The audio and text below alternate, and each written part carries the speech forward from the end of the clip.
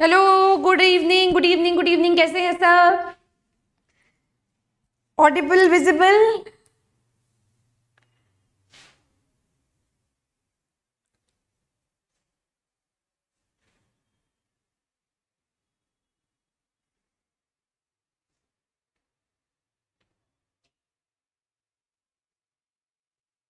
M I audible and visible?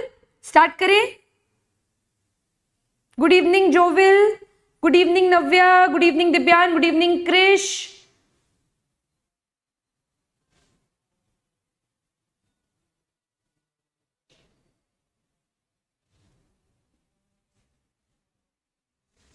Okay okay, चलिए। Navya, what was your doubt? मुझे एक बार recall करा दो प्लीज, मैं भूल गई। वैभवी? अच्छा, Jovil. Ma'am, in our book it is written that external pulmonary respiration is exchange of gas between alveoli of the lungs and blood in pulmonary capillary.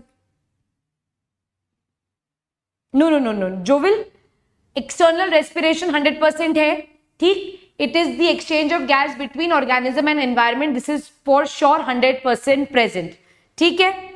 अगर external environment नहीं होगा तो गैस का एक्सचेंज करेंगे किसके साथ, है ना? For that gaseous exchange there has to be an exchange of gas between organism and the environment and that is called as breathing, ठीक है। हाँ, जो जोविल लिख रहा है वो इंटरनल है। नव्या, प्लीज एक बार डाउट रिपीट कर दो, प्लीज दोबारा लिख दो मुझे डाउट। अच्छा, वो O2CO2 का एक्सचेंज वाला बोल रहे हो आप नव्या? O2CO2 के एक्सचेंज वाली बात बोल रहे हो?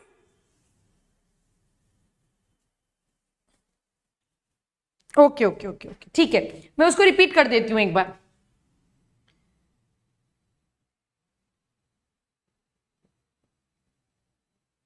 आई गेस इसमें डाउट था आपको, इस पैसेज में डाउट है आपको, इस पैसेज में और किस किस को डाउट है? इस पैसेज में और किस किस को डाउट है कि किस तरीके से गैस का एक्सचेंज हो रहा है, इंटरनल और एक्सटर्नल? मैं एक बार रिपीट कर रही हूं,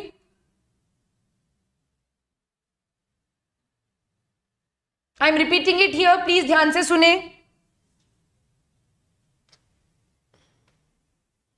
हाँ, जो भी एक बार आप भी दोबारा से सुन लो तो आपको भी एक बार क्लैरिटी आ जाएगी। प्लीज एक बार दोबारा से देखिए सब लोग।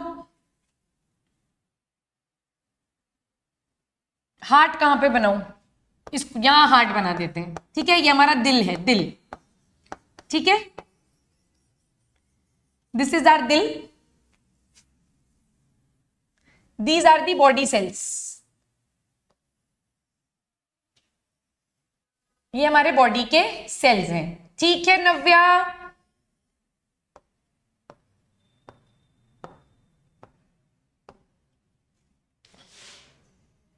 This is the respiratory passage, ये मैं नोज से रिप्रेजेंट कर रही हूं।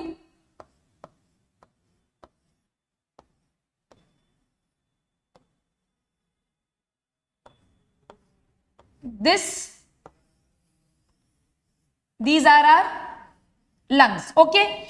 Now see what is happening. हमने इनहेल करी O2, इस लंग के अंदर हमारे पास क्या प्रेजेंट है? वी हैव एल्वियोलाई, यहां बना देते हैं, दिस इज एल्वियोलाई,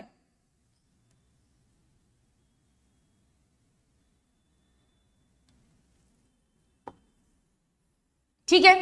एल्वियोलाई के पास हमेशा ब्लड वेसल्स प्रेजेंट है, एल्वियोलाई के पास हमेशा ब्लड वेसल्स प्रेजेंट है, okay. Now this alveoli is receiving deoxygenated blood from the heart. ये क्या रिसीव कर रही है? ये डीऑक्सीजनेटेड ब्लड रिसीव कर रही है हार्ट से। हार्ट ये डीऑक्सीजनेटेड ब्लड कहां से रिसीव कर रहा है? It is receiving from the body cells. ये क्या है हमारे? ये हमारे बॉडी के सेल्स हैं।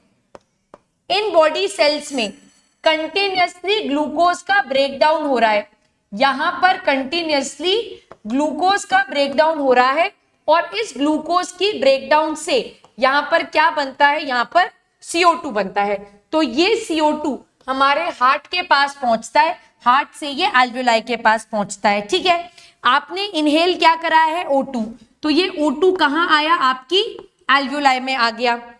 आपके ब्लड के अंदर क्या है, CO2, यहां पर एक्सचेंज होगा, O2 आपके ब्लड में आएगा, CO2 एल्वेओलाई, और ये CO2 आपके रेस्पिरेटरी ट्रैक्ट से बाहर निकल जाएगा। ये जो ऑक्सीजन का अंदर आना और CO2 का बॉडी से बाहर निकलना है, दिस इज एक्सटर्नल रेस्पिरेशन। अब ये जो ऑक्सीजन रिच ब्लड है, ये ऑक्सीजन रिच ब्लड कहां पहुंचेगा, आपके हार्ट के पास पहुंचेगा।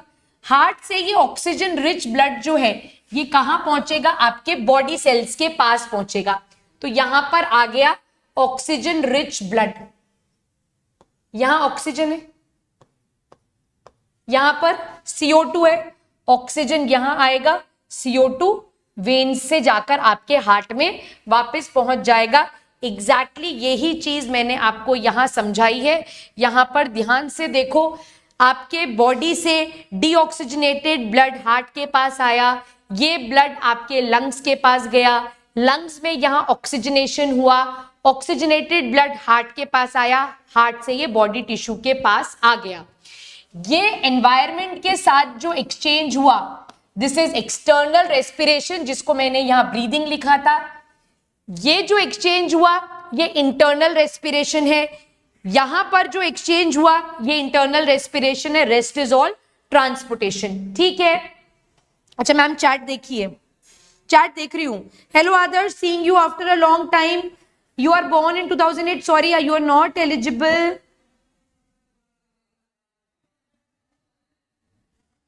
लैक्टिक एसिड, सी दिव्यान, अपन यहां पर breathing and exchange of gas के बारे में बात कर रहे हैं। Here we are not talking about aerobic respiration और एनारोबिक रेस्पिरेशन एट ऑल। ठीक है, लास्ट स्लाइड कौन सी देखनी है दिव्यान, ये एनटीएससी का कोई अपडेट नहीं है। अंश बेटा आप एग्जाम नहीं दे सकते हो क्योंकि वो आपसे बर्थ सर्टिफिकेट डॉक्यूमेंट्स मांगते हैं, तो आपके लिए एग्जाम देना डिफिकल्ट हो जाएगा, राइट। तो this year eligibility is 2009-2010। Okay, amphibians वाली लो,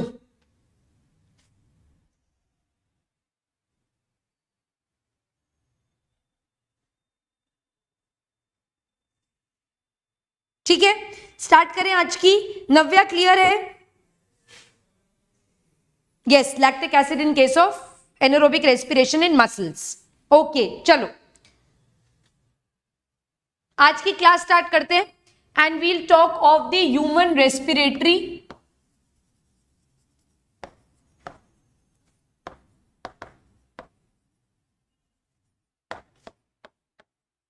पाथवे। पहले एक बार पाथवे लिख लेते हैं, उसके बाद एक एक चीज को धीरे धीरे अपन एक्सप्लेन करते चले जाएंगे। करीना कुछ मिस किया क्या? हाँ मैंने आपको मिस किया, ठीक है चलो we'll start with the nose. Nose leads to a cavity which is called as nasal chamber.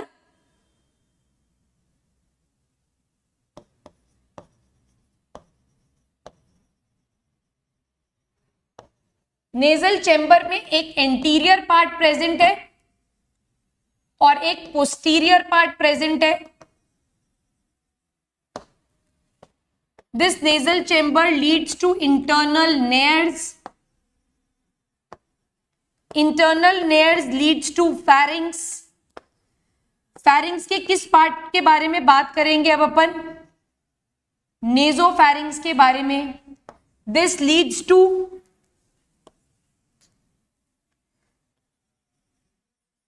larynx. This leads to trachea. Okay.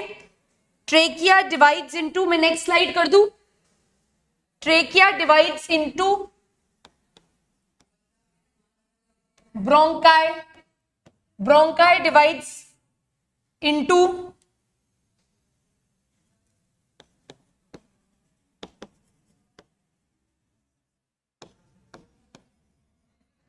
primary bronchi, secondary bronchi, then we have tertiary bronchi.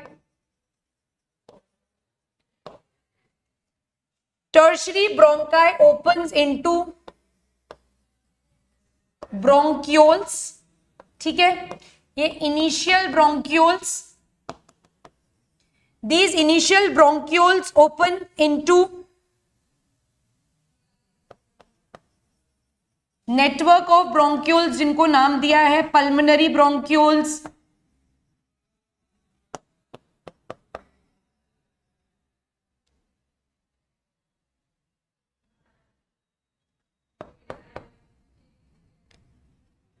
terminal bronchioles.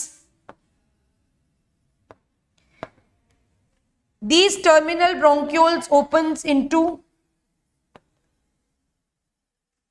respiratory bronchioles. These respiratory bronchioles opens into ducts which are called as alveolar ducts. These alveolar ducts opens into another duct system which is atria. Atria opens into alveolar sac and this alveolar sac opens into alveoli. तो ये पूरा एक respiratory pathway है जो आपको समझना पड़ेगा.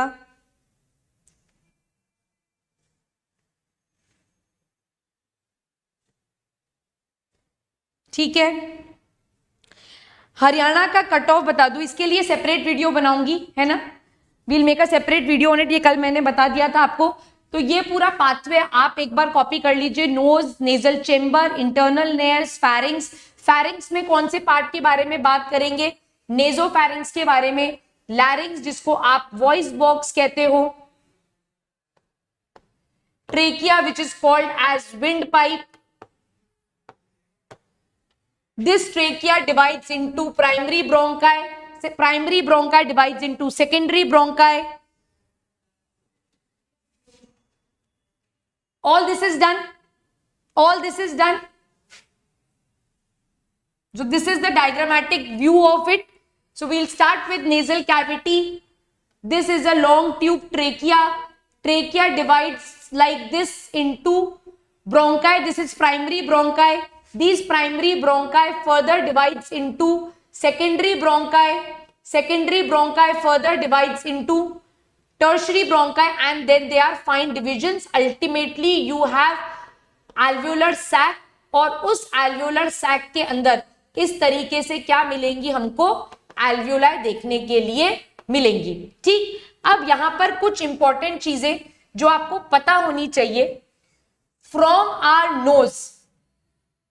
our nose till trachea, from primary bronchi, secondary bronchi till tertiary bronchi. ठीक है, ये सारा पार्ट जो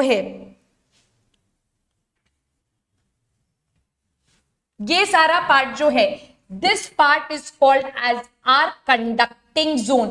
इस पूरे पार्ट को क्या कहा जाता है? This is called as the conducting zone. ठीक है, या फिर आप इसमें इनिशियल ब्रोंक्यूल्स को भी ले सकते हो, है ना. ये जो ब्रोंक्यूल वाला पूरा पार्ट है, ये पार्ट पूरा जो है, this is your conducting zone. ये पूरा पार्ट जो है ये आपका कंडक्टिंग जोन का पार्ट है, बिकॉज यहां पर सिर्फ और सिर्फ एयर कंडक्ट होती है, एयर सिर्फ पास होती है. फिर आता है एक zone which is called as the exchange zone. यहां से ये जो रेस्पिरेटरी ब्रोंक्यूल से ये वाला पूरा पार्ट है, this part is called as the exchange zone. ये वो पार्ट है जहां पर एक्चुअल में एयर का एक्सचेंज होना स्टार्ट होगा. Rest the entire pathway before your respiratory bronchioles is all included under your conducting zone. यहां पर क्या होगा? यहां पर सिर्फ और सिर्फ एयर कंडक्ट होगी, एयर नोज से ली जाएगी और नीचे की तरफ भेजी जाएगी. एक्सचेंज जोन वो जोन है जहां पर एक्चुअली में एयर का एक्सचेंज हो रहा है. ठीक है, ठीक है, लैग चल रहा है क्या? क्लियर? डायग्राम में बनवा दूंगी दिव्यान.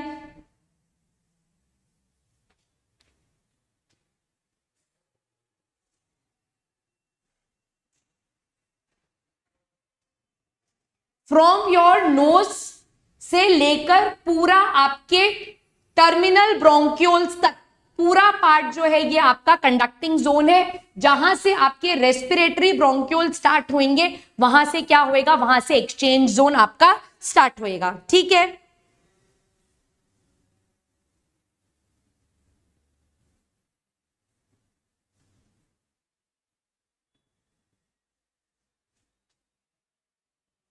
कॉपी कर लीजिए।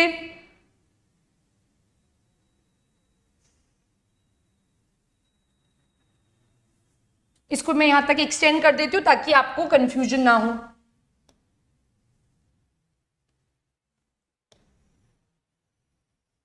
ठीक है, क्लियर है? चले दिव्यांग, क्लियर? दिव्यांग, till your terminal bronchioles everything comes under conducting zone. After that whatever is present it is a part of respiratory zone. ठीक है, मैं लिख देती हूं कंडक्टिंग जोन क्या है।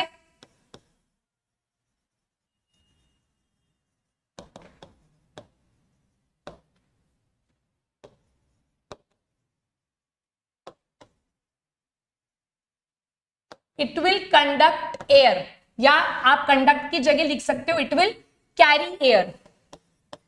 नव्या, कोई डाउट है? Vrinda, Janvi, Kareena?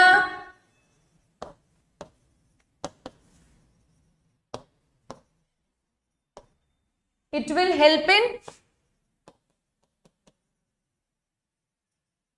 Exchange of air. ठीक है, clear, noted, no doubt, okay, very good.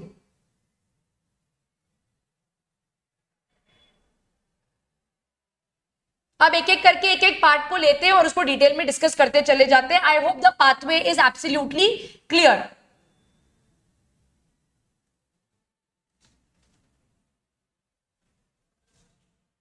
Okay, so we'll start with the nose. So nose has two nostrils. It has two nostrils. आप सब शीशे में देखो, आपके दो nostrils प्रेजेंट है। ठीक है, so each nose has two nostrils, और ये nostrils जो आपको विजिबल है, these nostrils are called as external nostrils. External nostrils वो nostrils है जो कि आपको विजिबल है, and these nostrils are separated with the help of a septum. यहां पर एक सेप्टम प्रेजेंट है, they are separated with the help of a septum which is called as the nasal septum. और ये nasal septum जो है ये किससे बना हुआ है? It is made up of cartilage. It is made up of cartilage. ठीक है, ओके, भूमिका, वेरी गुड, समझ में आ गया तो clear.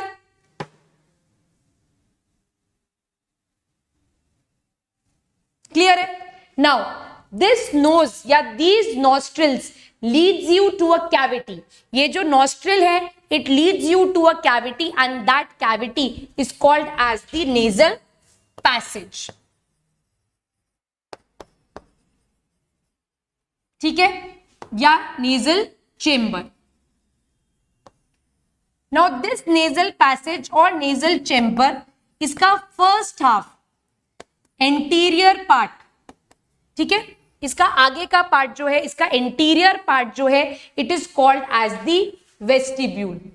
It is called as the nasal vestibule, and this vestibule is rich in hair and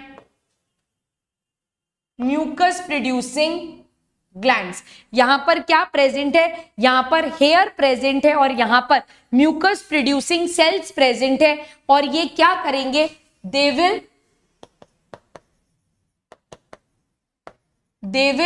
filter the air and it will trap the germs, है ना? आप सबने नाक में उंगली डाली है ना. Please let's accept the fact we all have digged our nose, we all have pricked our nose. So that sticky substance that is coming out, वो जो स्टिकी सब्सटेंस नाक से निकल रहा है दैट इज बेसिकली म्यूकस. और ये mucus क्या करता है, ये जर्म्स को ट्रैप करता है और जो एयर हम इनहेल कर रहे हैं उसको क्या करेगा, फिल्टर आउट करेगा. यस यस यस, बिल्कुल भूमिका हम जरूर बनाएंगे. ठीक,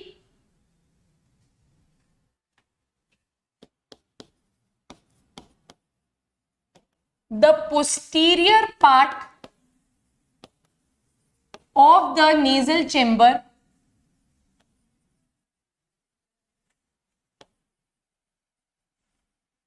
consists of 3 bones. ये इंपॉर्टेंट है.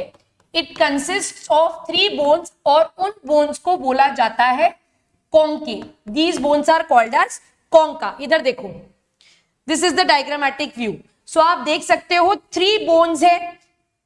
ये नीचे वाली inferior concha, this is middle concha and this is superior concha. ये बोन्स प्रेजेंट हैं हमारे कहां पर, these bones are present at the posterior part of the nasal passage. 3 bones है यहां पर, 3 वेल डिफाइंड बोन्स प्रेजेंट है and those bones are called as concha. No no no, it is different है ना. This is slimy sticky, the quantity is less, stomach की quantity ज्यादा होगी. ठीक है, these bones are called as concha. ऊपर वाली बोन सुपीरियर कॉन्का, नीचे वाली inferior concha and then we have middle concha. और ये फिर पोस्टीरियर पार्ट स्टार्ट हो जाएगा. Now what is unique about these bones are, ये बोन्स यहां पर क्यों प्रेजेंट है. These bones shows outgrowths. यहां पर बोन्स कुछ आउटग्रोथ शो करती हैं and those outgrowths are called as turbinals. ये जो कॉन्का है, ये कॉन्का आउटग्रोथ शो करती है. ठीक है, इस तरह से बोन आउटग्रोथ शो करती है and those outgrowths are called as टर्बिनल्स.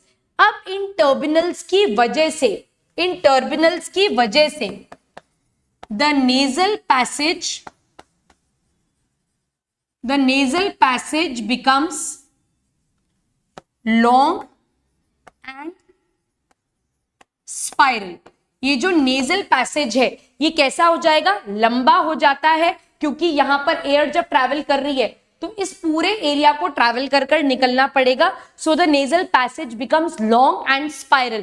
और इसकी वजह से the temperature of the air is set according to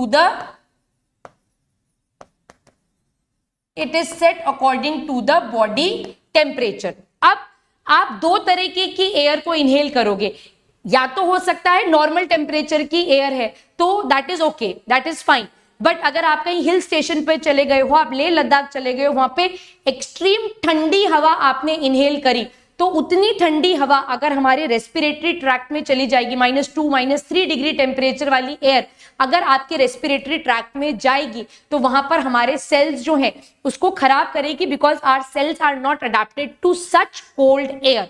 तो उस कोल्ड एयर को वार्म करने का काम करेगा ये पूरा पैसेज. साथ साथ में अगर आपने बहुत गर्म हवा इनहेल कर ली है तो उस गर्म हवा को भी आपके बॉडी टेम्परेचर के हिसाब से कूल करने का काम करेंगी ये लॉन्ग और स्पाइरल रास्ता. Is this point clear? So अभी अपन ने क्या पढ़ा, रिवाइज कर लो. हमारे नोज में 2 एक्सटर्नल नॉस्ट्रल्स हैं. ये नॉस्ट्रल्स एयर को इनहेल और एक्सेल आउट करने में मदद करेंगे. They are separated with the help of a septum, और ये सेप्टम जो है ये कार्टिलेज का बना हुआ है. It leads to a cavity, that cavity is called as nasal chamber, nasal passage. ये नेजल चेम्बर और पैसेज जो है ये भी इसी सेप्टम से डिवाइडेड है. नेजल चेम्बर के 2 पार्ट्स है, one is the interior part, other is the posterior. आगे वाले पार्ट को मैंने वेस्टिब्यूल बोला, वहां पर हेयर और म्यूकस ग्लैंड्स प्रेजेंट है. It is rich in mucus. इससे क्या होगा, एयर फिल्टर होगी और जर्म्स ट्रैप होंगे। The posterior part has 3 significant bones which are called as concha, superior, middle and inferior concha. उस बोन में कुछ आउटग्रोथ्स निकलती है which is called as turbinal, और इन टर्बिनल्स की वजह से जो हमारा नेजल पैसेज है वो लॉन्ग एंड स्पाइरल हो जाता है, and this helps in adjusting the temperature of the air. ठीक है, ठीक है।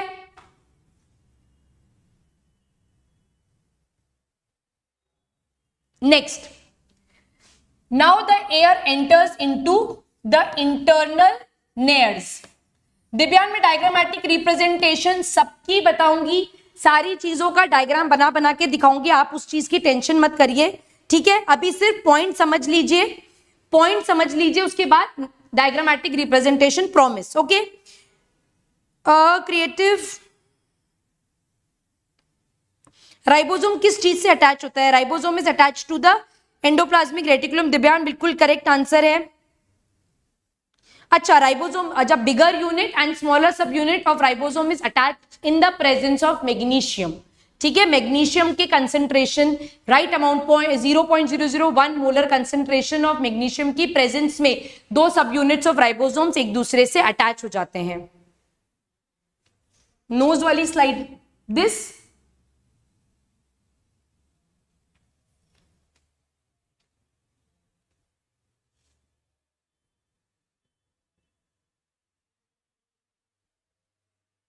इंटरनेट स्लो है।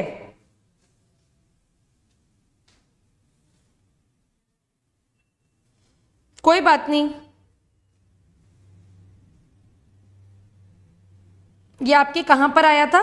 पेपर में आया था। ओके ओके, तो मैग्नीशियम इज द आंसर। ठीक है, ये मैंने पढ़ाया है सेल चैप्टर में, या कहीं पर मैंने पढ़ाया है जहां पर मैंने पॉलीराइबोसोम्स पढ़ाए हैं, वहां मैंने ये बहुत डिटेल में पढ़ाया है। जोविल, is it done?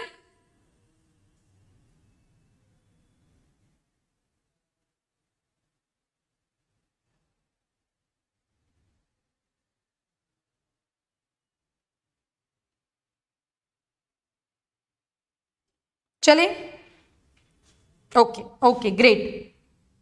Now this now ultimately leads to internal nares. So what we have discussed, this is the external nostril, this is the nasal passage, this nasal passage ultimately lead to internal nares. ये वही internal nares है जिनको, this is the palate, जिसको ये structure close करता है at the time of food swallowing. So what is this structure? What is this structure? इस structure का क्या नाम है?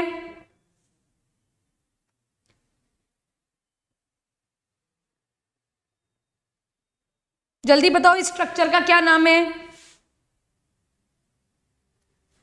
ये मैंने पढ़ाया है आपको।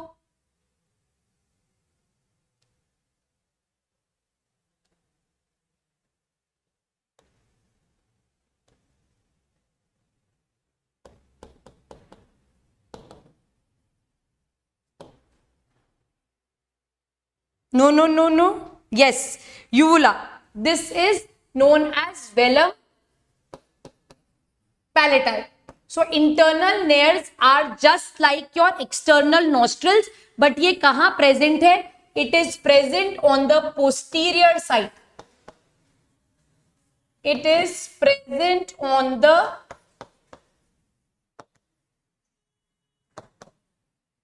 posterior side of nasal chamber during food swallowing. During food swallowing, they are closed. They are closed by velum palatal. ठीक है? Yes, very good, Divyan. Now, this internal nares leads you to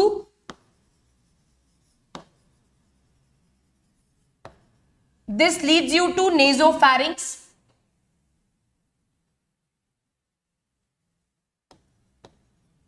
this leads you to nasopharynx. So pharynx वो part है which is common to both food and air. इसके 3 parts अपन already देख चुके हैं, तो मैं बार बार उसे रिपीट नहीं करूंगी. This nasopharynx then leads to larynx. This leads to larynx. Larynx is called as the voice box. It is a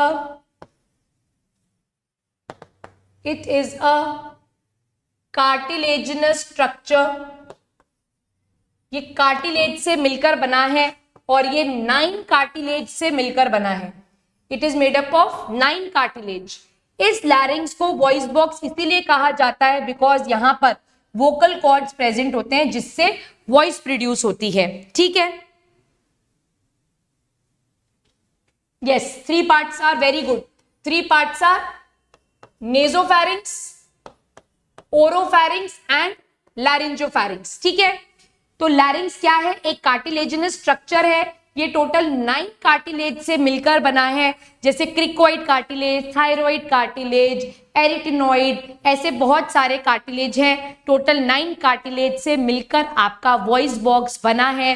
इसको वॉइस बॉक्स क्यों कहा जाता है? क्योंकि इसके ऊपर वोकल कॉर्ड्स प्रेजेंट होते हैं और उन वोकल कॉर्ड की वाइब्रेशन से साउंड का प्रोडक्शन होता है. ठीक है. रुक गई.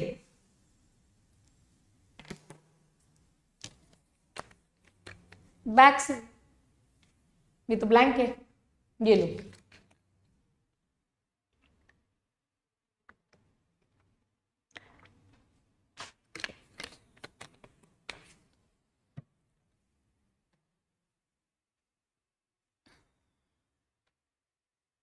चलूं आगे.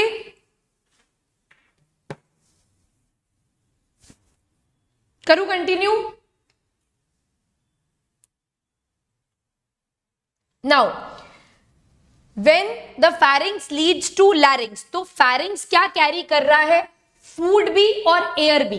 तो खाना जो है वो आपके रेस्पिरेटरी ट्रैक्ट में ना चला जाए, इसीलिए यहां पर एक फ्लैप लाइक स्ट्रक्चर प्रेजेंट है जिसको कहा जाता है एपिग्लॉटिस. ये मैं आपको ऑलरेडी पढ़ा चुकी हूं, इसलिए मैं क्विकली आगे बढ़ रही हूं. It is a flap like structure which closes at the time of food swallowing. ठीक है. तो एपिग्लॉटिस क्या करता है? आपकी विंड पाइप की ओपनिंग को बंद कर देता है at the time of food swallowing. ठीक है. ये मैं आपको ऑलरेडी पढ़ा चुकी हूं. यस दिव्यान, हो गया है ना ये. नाउ यहां से पढ़ना स्टार्ट करेंगे. अब ये सारी बिल्कुल बेसिक बातें थी. अब बात करेंगे ट्रेकिया के बारे में. ठीक. It is also called as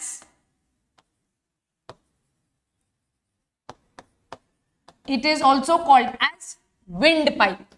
इसको क्या कहा जाता है? इसको विंड पाइप भी कहा जाता है. Now what is so unique about the trachea? Trachea के बारे में 1-2 बातें बहुत खास हैं. That is it is lined by a special type of epithelium. It is lined by a special type of epithelium. This is very very important. बहुत लंबा चौड़ा एपिथेलियम का नाम है. Jovial, what is the difference between uvula and epiglottis? So what is the difference? अगर आप अपना मुंह खोलोगे तो आपके सॉफ्ट पैलेट के लास्ट पे आपको एक हैंगिंग स्ट्रक्चर देखने के लिए मिलेगा. This hanging structure is called as uvula. मैंने बहुत बार एक्सप्लेन किया है इस तरीके से. I am repeating it one more time. So this is your palate, this is your nasal cavity, this is your buccal cavity. So आपने जब खाना खाया, that ball of food pushes your uvula. It moves up, closes your nasal cavity and the food goes down. So this is your velum palatai. This is present in your buccal cavity. अब when the food goes down, it meets when it crosses the pharynx, it finds two tubes. उसके पास दो tubes present है, एक tube आगे की तरफ है, एक ट्यूब आगे की तरफ है और एक ट्यूब उसके पीछे की तरफ है. सो जो आगे वाली ट्यूब है that is your wind pipe, पीछे वाली ट्यूब जो है that is your food pipe और oesophagus. So when the food from the pharynx moves down, so your windpipe, your trachea has a flap-like structure which is called as epiglottis. और ये epiglottis इस pipe को बंद कर देता है जब आप खाना swallow करते हो, तो फूड के पास और कोई रास्ता बाकी नहीं बचता. It is bound to enter into your oesophagus only. क्या ये पॉइंट क्लियर है? देव्यान क्वेश्चन रीड करो बेटा एक बार. आपने मुझे क्वेश्चन क्या लिखा है एक बार रिमाइंड कर दो. इसोफेगस में मस्कुलरिस लेयर में कौन सा एपिथेलियम है? बेटा मस्कुलरिस लेयर में कौन सा एपिथेलियम होगा? मस्कुलरिस लेयर में तो मसल्स की लेयर प्रेजेंट होंगी. अब अगर आप मुझसे म्यूकोजल लेयर के बारे में बात कर रहे हो that is the innermost layer of oesophagus, वहां पर कौन सा एपिथेलियम होता है? वहां पर non keratinised stratified squamous epithelium present होता है, बाकी सारी जगह कॉल्यूमनर एपिथेलियम प्रेजेंट है. If that's what your question is. अब यहां देखो, it is lined by a special type of epithelium which is called as pseudo stratified. It is lined by pseudo stratified ciliated glandular columnar epithelium. छोटा सा नाम है, ठीक है. So trachea is lined by pseudo stratified ciliated columnar glandular epithelium. तो ये एक special type of epithelium है जो कि वेरी प्रीडोमिनेंटली हमारे ट्रेकिया में प्रेजेंट है.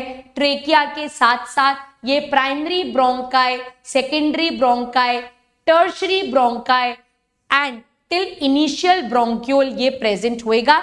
उसके बाद जैसे जैसे आप एक्सचेंज जोन की तरफ बढ़ते चले जाओगे दिस एपिथेलियम वुड रिड्यूस. और एक्सचेंज जोन में जो एपिथेलियम होता है, एक्सचेंज जोन में जो एपिथेलियम होता है that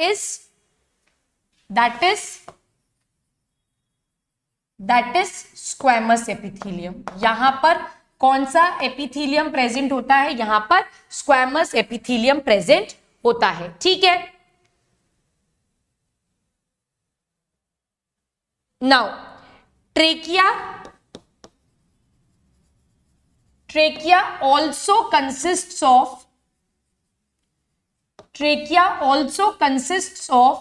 C-shaped, it also consists of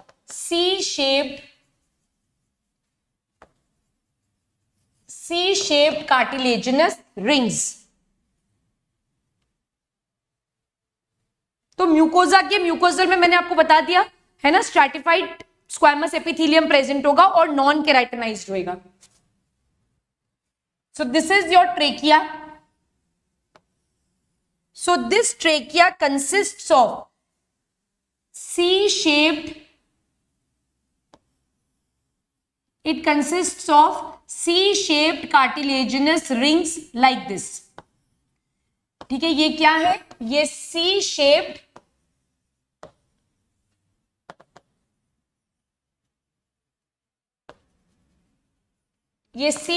cartilaginous rings है.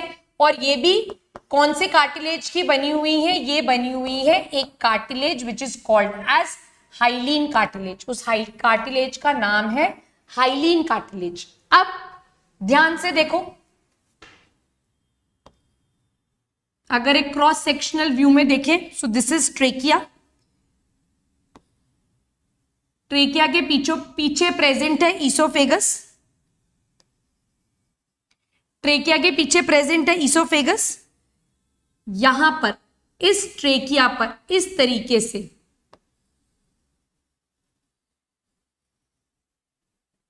सी शेप्ड रिंग्स प्रेजेंट है. सो this is oesophagus, this is trachea and this is your C-shaped. These are C-shaped rings. Now what is the purpose of these C-shaped rings? ये C-shaped rings क्यों present होंगी? Yes, very good Navya.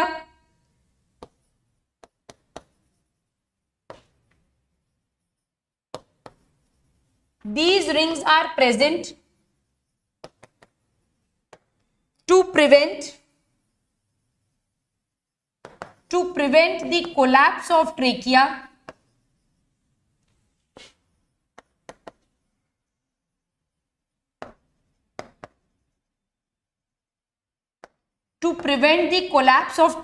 in absence of air.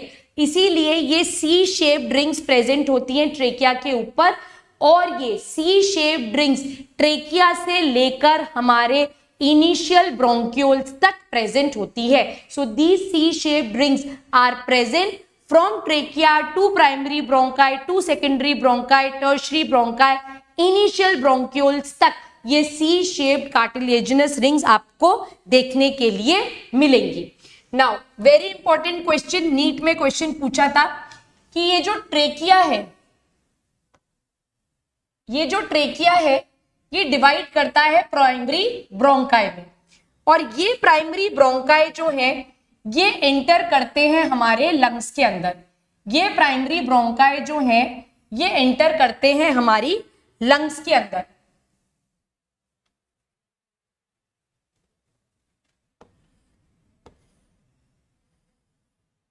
So at what level our trachea is dividing? So trachea divide करता है, this is very important. Trachea divides at T5 level into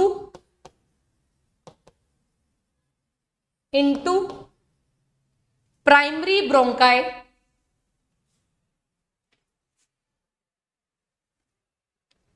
It divides at T5 level into primary bronchi. Now what is this T5? किसी को पता है ये T5 क्या होता है? What is this T5? हमारी वर्टिब्रल कॉलम रन कर रही है बैक साइड पे, ठीक है. सो ये जो वर्टिब्रल कॉलम है ये एक कंटिन्यूअस बोन नहीं है, it is made up of छोटी छोटी स्मॉल बोन्स. सो यहां पर जो बोन्स प्रेजेंट है हमारे नेक रीजन में, they are called as cervical vertebra. Cervical vertebra के बाद जो पूरे बैक में बोन्स प्रेजेंट है, ठीक है, they are called as thoracic vertebra. तो फिफ्थ थोरैसिक वर्टिब्रा के लेवल पर, fifth thoracic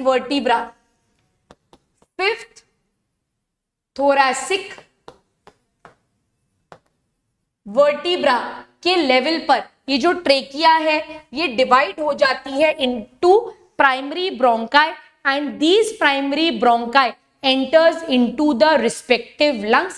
This lung is our right lung and this lung is the left lung. ठीक है. So this is our right lung, this is our left lung. क्या यहां तक बात समझ में आई? Yes, very good दिव्यान. Fifth thoracic vertebra is the right answer. यहां तक बात क्लियर है? कोई डाउट है यहां तक? कोई confusion? Now we will discuss in detail about the lungs.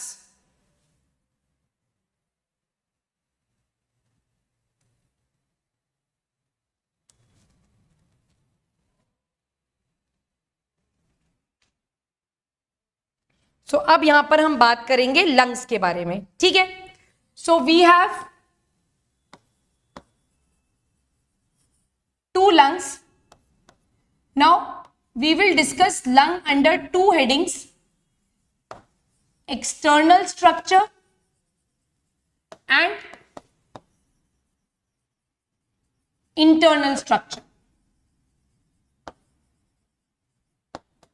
So first हम बात करेंगे external structure of the lungs की. So right lung जो है that is bigger than the left lung. हमारी राइट लंग जो है वो लेफ्ट लंग से बड़ी है, राइट लंग के पास 3 लोब्स प्रेजेंट है, वेयर एज लेफ्ट लंग के पास 2 ही लोब्स प्रेजेंट है। यहां देखो, यहां पर देखो, so this is your right lung, this is your left lung. अब यहां पर देखो, where I am drawing, so these are the fissures जो कि लोब को डिवाइड करते हैं इनटू पार्ट्स। राइट लंग के पास 2 फिशर्स प्रेजेंट है, this is called as the oblique fissure and this is called as the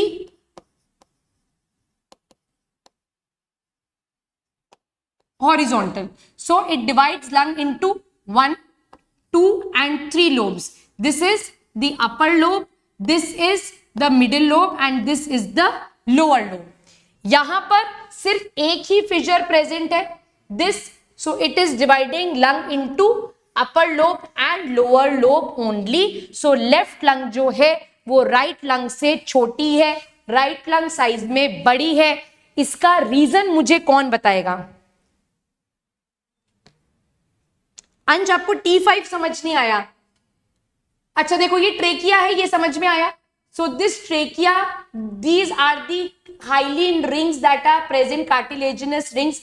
अब ये ट्रेकिया जो, अंश ध्यान से देखो, ये trachea as a single tube चलता चला आ रहा है, यहां पर आकर ये डिवाइड कर रहा है इनटू 1 डिग्री ब्रोंकाई, या मैं इसको बोल सकती हूं प्राइमरी ब्रोंकाई। ठीक है, अब जिस लेवल पर ट्रेकिया 2 ब्रोंकाई में डिवाइड कर रहा है वो कौन सा लेवल है? तो अगर मैं उसको पीछे से ट्रेस करूं, यहां से ट्रेकिया चल रहा है, चल रहा है, चल रहा है, और यहां पर मेरा 5th थोरैसिक वर्टिब्रा प्रेजेंट है, 5th थोरैसिक वर्टिब्रा। तो जहां मेरा 5th थोरैसिक वर्टिब्रा प्रेजेंट है उस लेवल पर मेरा ट्रेकिया 2 ब्रोंकाई में डिवाइड कर रहा है and those bronchi are entering into each lung. क्या ये पॉइंट क्लियर है? क्या ये पॉइंट क्लियर है Ansh? Ansh, is this point absolutely clear to you? Okay, ठीक है। T5 इंपॉर्टेंट है, नीट में इसके ऊपर काफी बार क्वेश्चन पूछा गया है।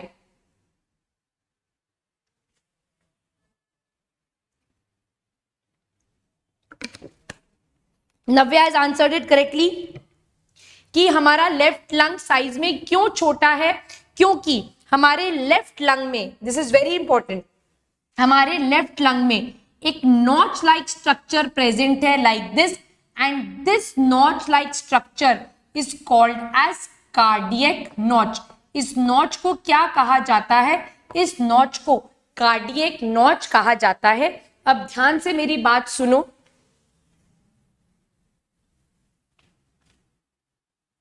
this is trachea. Trachea is dividing into bronchi at T5. These are the lungs. ठीक है, अब इन 2 लंग्स के बीच में हमारी बॉडी का बहुत इंपॉर्टेंट ऑर्गन प्रेजेंट है and that important organ is our heart. यहां पर इस तरीके से हमारा हार्ट प्रेजेंट है। ठीक है, like this our heart is present between the 2 lungs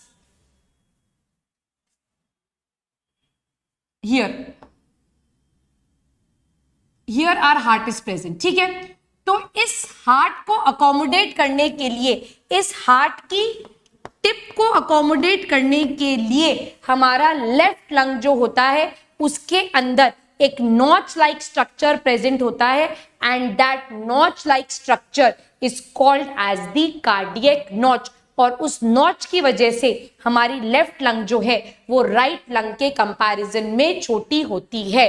so यहां पर एक इंपॉर्टेंट चीज अपन ने डिस्कस करी, that what is the location of the heart?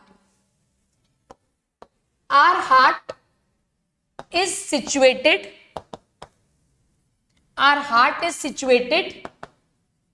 between 2 lungs with tip of the heart deviated towards left side. So to accommodate the tip, left lung has a notch which is called as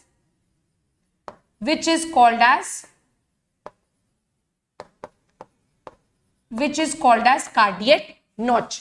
क्या ये point समझ में आया? Is this clear? क्या ये point clear है दिव्यान, नव्या, अंश? Left के फिजर को oblique fissure, this is oblique फिजर.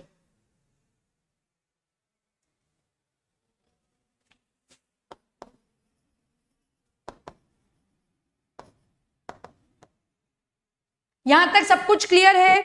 दिव्यान clear है?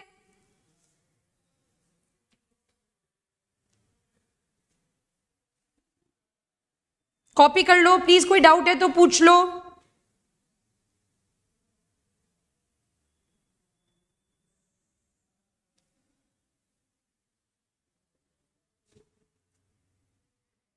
Cardiac notch, yes, yes, I will definitely repeat.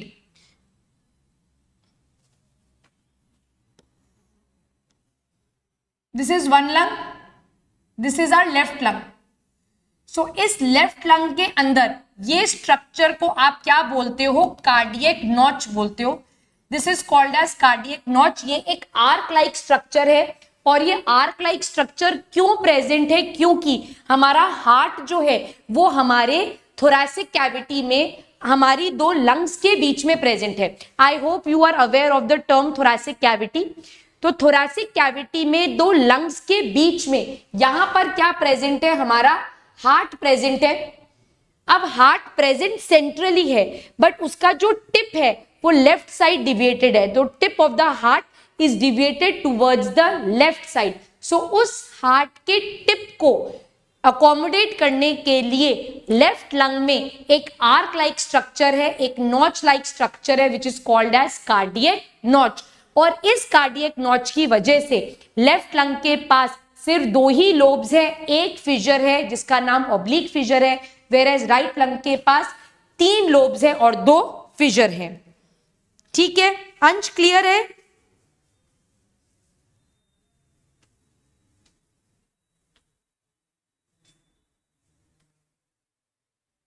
और बैक करूं ये?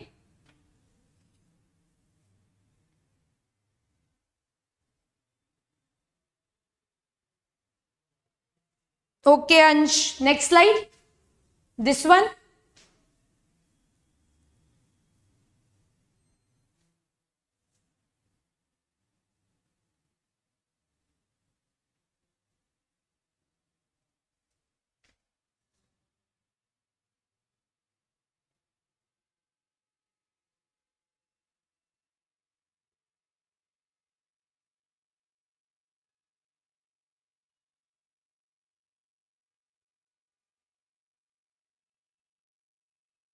कौन सी वाली चाहिए?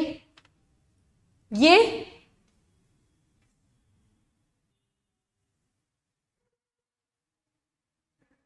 डन? एवरीबडी यहां तक सबका हो गया?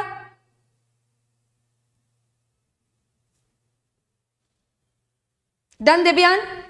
ओके. और दिव्यान कल आपने क्या बोला था सेशन में कि मैं तो आपके सेशन को इतना लाइक करता हूं कि 2 बार लाइक का बटन दबा देता हूं.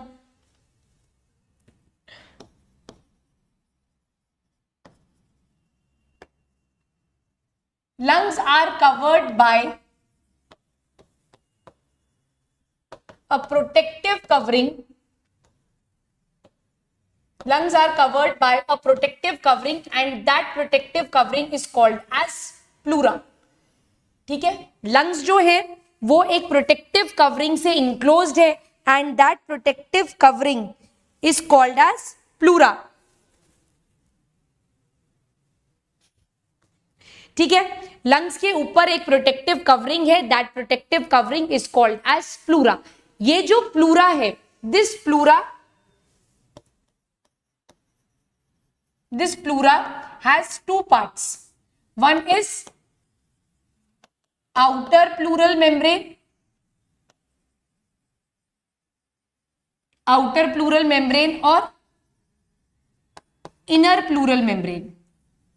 लंग्स जो है वो बहुत ही हमारी बॉडी के डेलिकेट ऑर्गन्स है। ये वो ऑर्गन्स है जहां पर आपकी डीऑक्सीजनेटेड ब्लड जो है वो ऑक्सीजनेट होता है, तो इसको काफी ज्यादा प्रोटेक्शन की रिक्वायरमेंट होती है। सो जो लंग्स है they are enclosed by a membrane, that membrane is called as pleural membrane और it is called as pleura.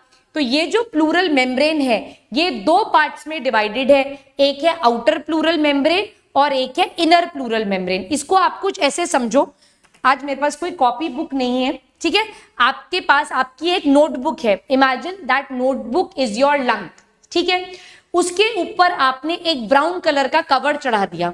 उस ब्राउन कलर के कवर को और प्रोटेक्ट करने के लिए, आपकी कॉपी को और प्रोटेक्शन देने के लिए आपने उसके ऊपर एक प्लास्टिक कवर और चढ़ा दिया। तो प्लास्टिक कवर और ब्राउन कवर दोनों मिलाकर क्या बने, आपकी प्लूरल मेम्ब्रेन बने। जो प्लास्टिक का कवर है वो आउटर प्लूरल मेम्ब्रेन हो गया और जो ब्राउन कवर है वो आपका इनर प्लूरल मेम्ब्रेन हो गया। क्या ये बात समझ में आई? क्या ये बात समझ में आई? आउटर प्लूरल मेम्ब्रेन को कहा जाता है पेराइटल प्लूरा और इनर प्लूरल मेम्ब्रेन को कहा जाता है विसरल प्लूरा। तो आउटर प्लूरल मेम्ब्रेन और इनर प्लूरल मेम्ब्रेन, आउटर और इनर प्लूरल मेम्ब्रेन के बीच में एक लिक्विड फिल्ड होता है, एक फ्लूइड फिल्ड होता है, that fluid is called as pleural fluid. So what is pleural fluid? Pleural fluid is filled between outer and inner pleural membrane. It is filled between outer and inner pleural membrane. It reduces the friction during breathing. It reduces the friction during breathing. तो ये जो दो plural membranes है outer और inner, इनके बीच में एक liquid present है, एक फ्लूइड प्रेजेंट है which is called as the pleural fluid. और ये प्लूरल फ्लूइड दो मेम्ब्रेन्स के बीच में प्रेजेंट है, तो इन दोनों मेम्ब्रेन्स के बीच के फ्रिक्शन को प्रिवेंट करेगा ताकि सांस लेते वक्त हमें कोई भी तकलीफ ना हो। ठीक है, यहां तक कोई doubt? Any confusion up till here?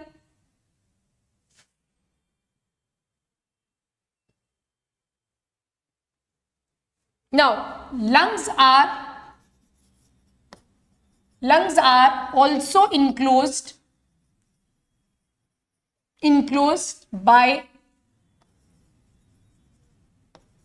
bony cage, and that bony cage is called as ribs. हमारी lungs जो है वो हमारी ribs से भी प्रोटेक्टेड है। ठीक है, मैंने 10 मिनट पहले यही बात बोली थी कि हमारे लंग्स जो है ये काफी डेलिकेट ऑर्गन्स है, इनको काफी प्रोटेक्शन की रिक्वायरमेंट है। तो इनको प्रोटेक्शन मिल रही है प्लूरल मेम्ब्रेन से, and they are also enclosed by a bony cage, और वो बोनी केज जो है that is your ribs. How many ribs do we have? How many ribs do we have? Number of ribs?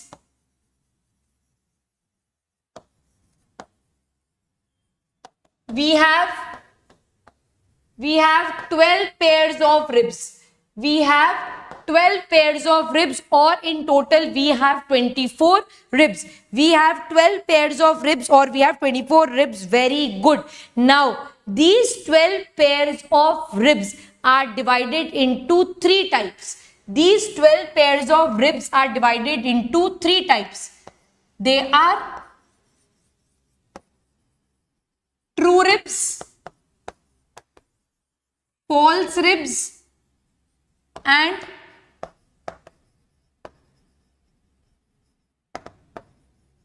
floating ribs. So first 7 pairs of ribs are true ribs. Next 3 pairs of ribs are false ribs, and last 2 pairs of ribs are called as floating ribs. तो ये 3 type की ribs है हमारी body के अंदर. Total 24 ribs हैं, 12 pairs of ribs है, जिसमें से फर्स्ट 7 पेयर ऑफ रिब्स जो है वो हमारी ट्रू रिब्स है. नेक्स्ट 3 पेयर्स जो है वो हमारी फॉल्स रिब्स है, और लास्ट 2 पेयर्स ऑफ रिब्स जो है वो कैसी है, वो फ्लोटिंग रिब्स है. किसी को इनके बीच का डिफरेंस मालूम है? किसने बोला ये? क्रिश रिब के जो है ना वो बहुत सारा बोनी नेटवर्क है. ठीक है, मैं सिर्फ रिब्स के बारे में बात कर रही हूं. रिब केज के अंदर तो काफी सारा बोनी स्ट्रक्चर इनक्लोज हो जाएगा. So right now we are discussing only about ribs.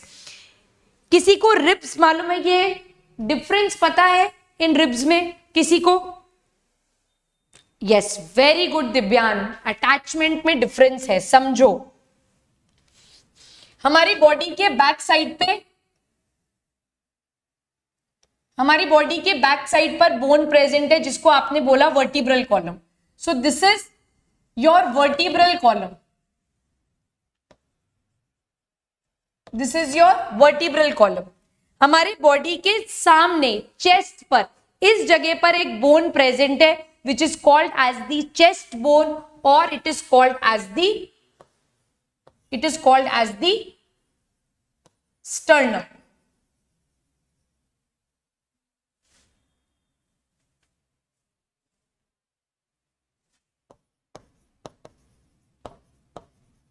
ठीक है, sternum is also called as the chest bone. Now हमारी रिब्स जो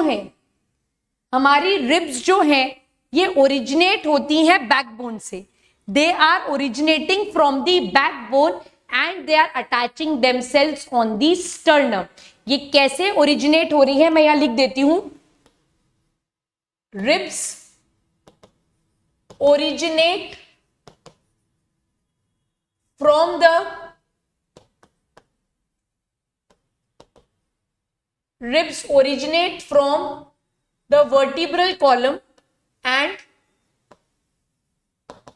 attach on the sternum. ये sternum पर आकर क्या हो जाएंगी? अटैच हो जाएंगी. तो पहली 7 रिब्स जो पहली 7 रिब्स हैं वो ओरिजिनेट हो रही है वर्टिब्रल कॉलम से और आ रही है स्टर्नम पर ऐसे.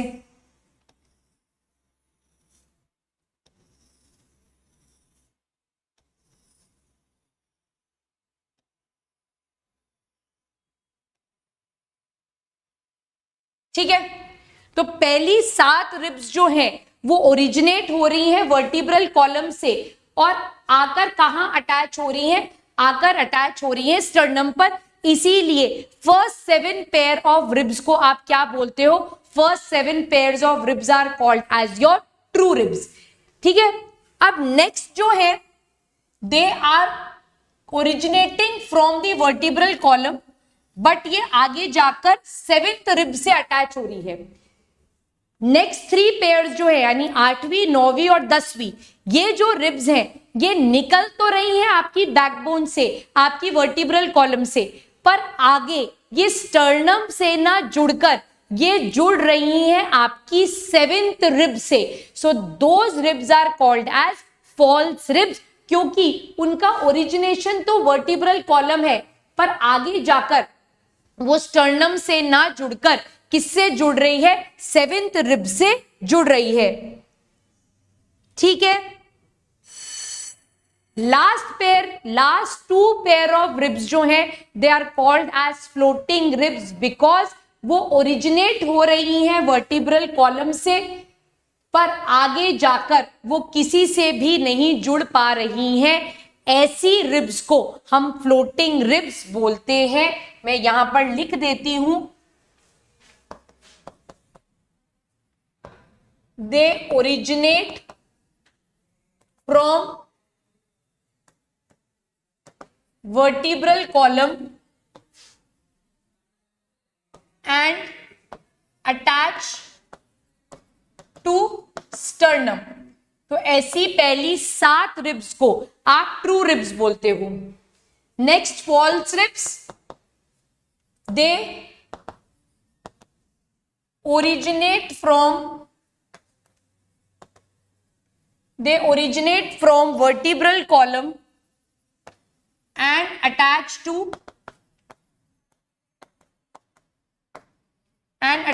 the 7th rib. They are called as false ribs. Floating ribs, they originate from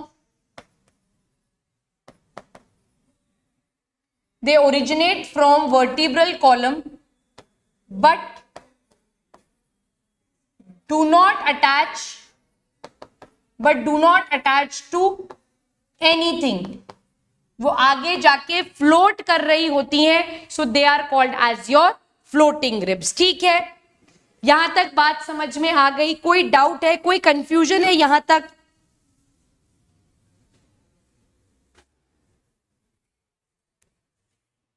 ma'am digestion मैंने क्वेश्चंस भेज दिए हैं, ठीक है, तो उन क्वेश्चंस को आप जब तक मीन टाइम सॉल्व करिए और बाकी के क्वेश्चंस मैं करवाऊंगी और भेजूंगी. ठीक है, सो आई थिंक अपन यहाँ की क्लास आज एंड करते हैं. आपको मैंने लंग्स का एक्सटर्नल स्ट्रक्चर बता दिया.